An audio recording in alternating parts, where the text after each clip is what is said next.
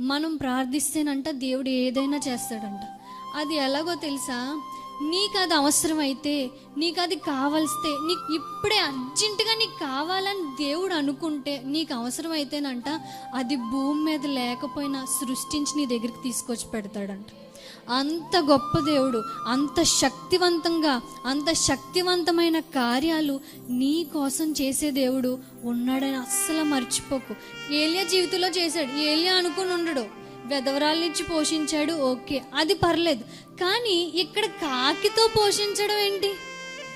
అసలు కాకి మన ఏదైనా దొరికితే చాలు పట్టుకెళ్ళిపోదాం అని చూస్తుంది. పెట్టే గుణం దానికి ఉండదు. కానీ అలాంటి కాకితో దేవుడు ఏలియాకి ఆహారం పంపడం ఎంత అద్భుతం.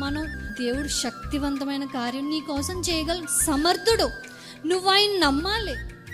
ఆయన నీ కోసం ఏదైనా చేయగల సమర్థుడు.